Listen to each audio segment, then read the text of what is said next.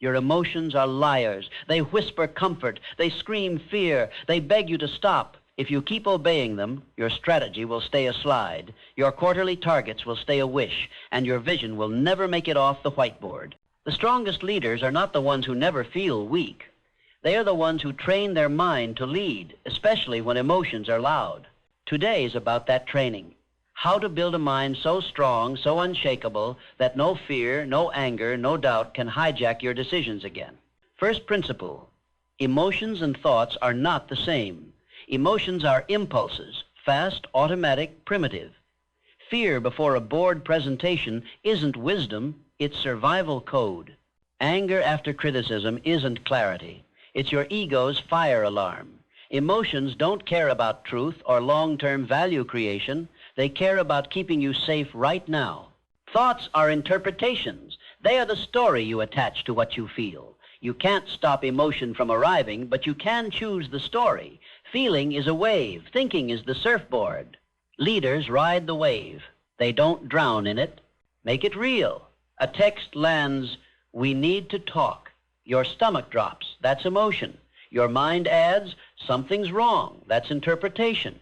But you could just as easily choose, "This is routine," or "Opportunity inbound." Same emotion, different story, different outcome. Most people never pause to see that gap. They live as if emotion equals truth. Fear means run. Anger means attack. Shame means hide. That's not leadership. That's puppetry. The strings are just invisible. Your training starts with awareness. When a wave hits pow, name it. Fear, anger, doubt, shame, excitement.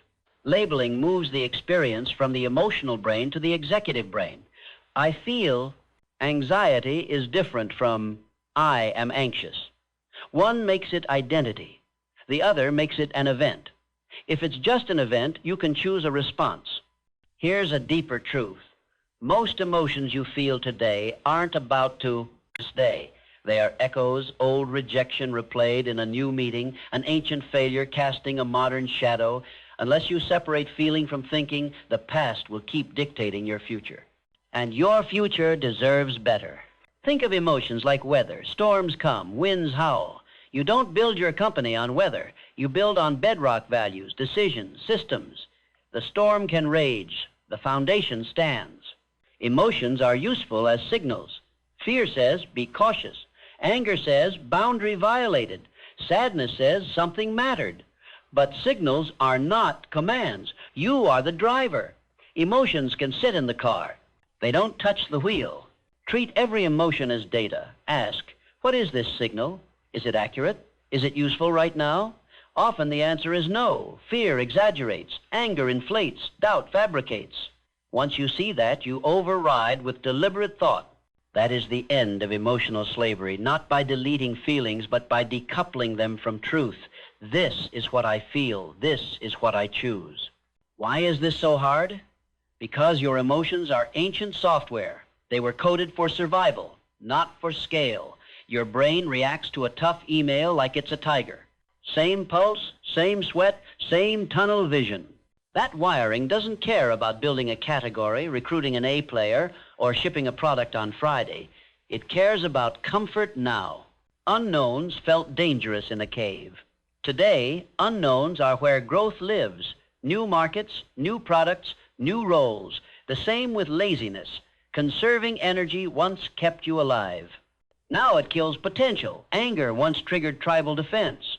Today, it can destroy teams, deals, and reputations. So upgrade the software. Emotions are fast and old. Thoughts are slow and modern. If you let emotions drive, you repeat history. If you let your mind lead, you build destiny. How? Start with a pause. Awareness is your on-demand circuit breaker.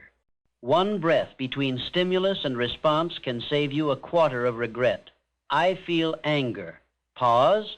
E. Is a reaction strength, or is restraint stronger here? That one beat is leadership in action. Next, reframe. Emotions are neutral until you assign meaning. Anxiety before a keynote can mean I'm not ready, or it can mean this matters and my body is powering up. Fear can mean danger, or or it can mean growth zone entered. Anger can mean attack, or it can mean, here's my chance to practice control. The event doesn't change, your frame does, and the frame drives behavior. Then, override. Emotional override is acting against the feeling when the feeling would sabotage the goal. Tired? Train anyway. Afraid? Make the call. Doubtful? Ship the draft. Angry?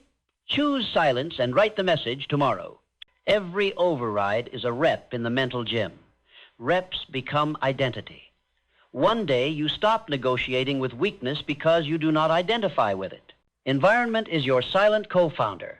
Willpower is expensive. Design is cheap. Remove junk food from the house, you'll eat better. Remove buzzing phones from the desk, you'll think better. Curate your inputs, people, feeds, rooms.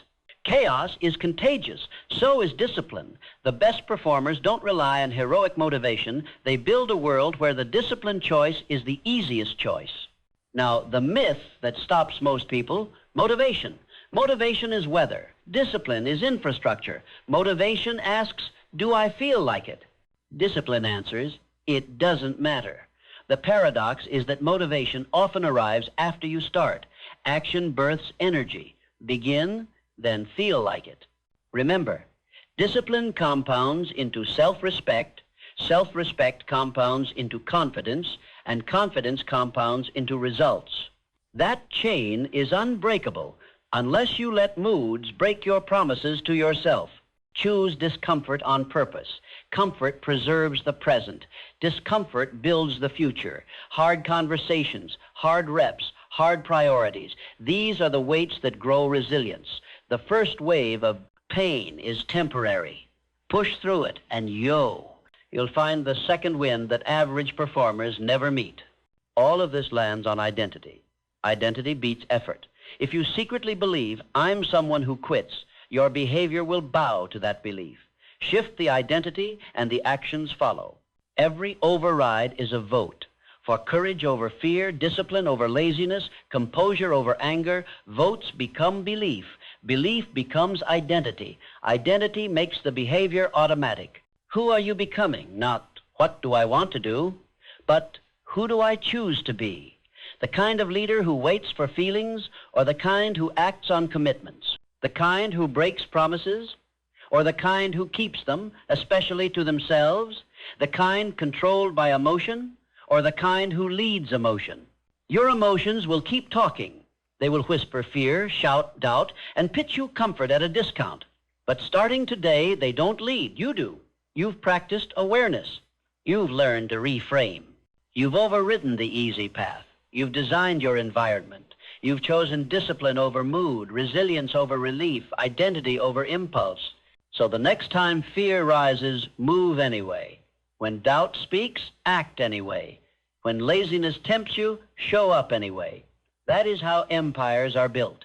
One override, one decision, one action at a time. If this message hit home, don't just agree with it. Operationalize it. Pick one behavior where emotion is your bottleneck wake time, deep work block, outreach volume, feedback restraint, and run a 7-day override sprint. No negotiations. Watch what happens to your numbers and to your self-respect. You are stronger than you feel. Now go prove it.